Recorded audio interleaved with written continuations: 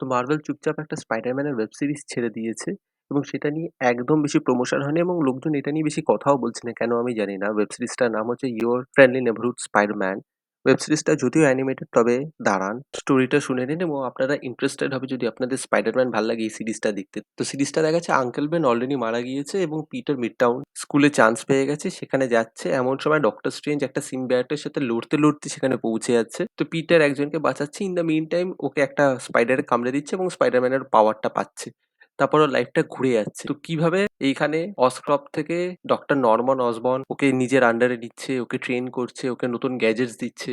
ও new ইয়র্কে কিভাবে crime হয় সেটা বুঝতে পারছে। নিউ ইয়র্কের স্ট্রিট লেভেল ক্রাইম বা গ্যাং ওয়ার কি করে হয়, সেখানে ওর কি করে ব্যাচমেট ফেঁসে যায় এবং ডক্টর স্ট্রেঞ্জ এবং ডেয়ার ডেভিল ওকে কি করে হেল্প করতে আসে এবং ও ফাইনালি কি করে একটা বেটার সুপার হিরো হয়ে ওঠে, সেই নিয়ে হচ্ছে এই পুরো গল্পটা। 10টা এপিসোড রয়েছে, প্রতিটা এপিসোড এই ধরুন 28 থেকে 30 মিনিটের ভিতর। তো আপনারা 5 ঘন্টা মতন দিলে এই ওয়েব সিরিজটা দেখে নিতে পারবেন এবং প্রতিটা এপিসোড কিন্তু যথেষ্ট ভালো। তো আমি যদি সিরিজটা ভালো দিক খারাপ দিক বলি, দেখুন আপনারা যদি টম হল্যান্ডের স্পাইডারম্যানকে পছন্দ করেন, অ্যান্ড্রু গারফিল্ডের স্পাইডারম্যানকে পছন্দ করেন এবং টবি ম্যাগুয়ারের স্পাইডারম্যানকে পছন্দ করেন, তিনটেরই ছাপ এখানে পাবেন।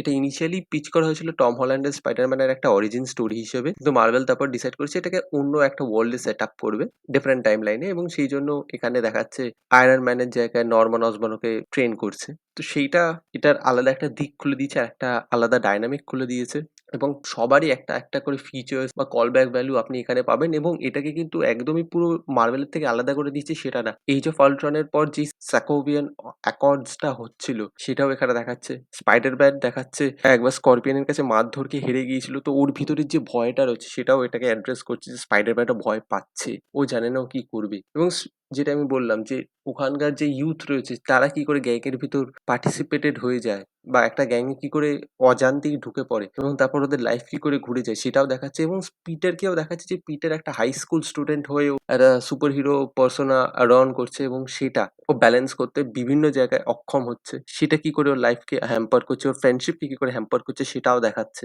এবং এখানে ভিলেন যে রয়েছে, মেইন ভিলেন, তাকে যথেষ্ট ভালোভাবে মাস্ক করতে পেরেছে এবং তাকে যখন রিভিল করবে আপনাদের শখ হিসেবে হবে না, বাট বুঝতে পারবেন সে কতটা সিনিস্টার। এবং অ্যানিমেশনের কাজ, এটাকে বলা হচ্ছে যে রেট্রো স্পাইডারম্যানটা রয়েছে যেটা আর্লি 2000-এ হতো, সেটাকে হোমাজ দিয়ে তৈরি করা হয়েছে। স্যার ঠিকঠাক, মানে খুব একটা খারাপ না, কমিক স্ট্রিপের মতন এটাকে ডিজাইন করা হয়েছে। অ্যাকশন সেট পিসেস গুলোকে সত্যি খুব ভালোভাবে ডিজাইন করা হয়েছে এবং কনস্ট্যান্টলি প্রতিটা এপিসোডে না কিছু একটা নতুন হতে থাকছে, পুরোনো এপিসোডের সাথেও কানেক্টেড এবং নতুন এপিসোডও আপনাকে হুক রাখতে সুবিধা করছে। এবং যেহেতু আমি বললাম 30 মিনিটের রান টাইম, আপনারা যথেষ্ট ফাস্ট দেখে নিতে পারবেন। নেগেটিভ বলতে তেমনি কিছু না। হ্যাঁ, কিছু পয়েন্টের পর আপনার মনে হতে পারে যে স্টোরিটা একটু প্রেডিক্টেবল হয়ে যায়, কিন্তু লাস্টে সিজন 2 এর একটা আলাদা আলাদা রকমের হিন্ট ছাড়া হয়েছে, ইন্টারেস্ট রাখা হয়েছে এবং সবসময় কোনো না কোনো ক্যারেক্টারকে এরা ইন্ট্রোডিউস করছে, তো স্টোরির ভিতরে আপনারা সবসময় ইন্টারেস্টেড থাকবেন। এবং এখানে একটা ফিল গুড ফ্যাক্টরও রয়েছে।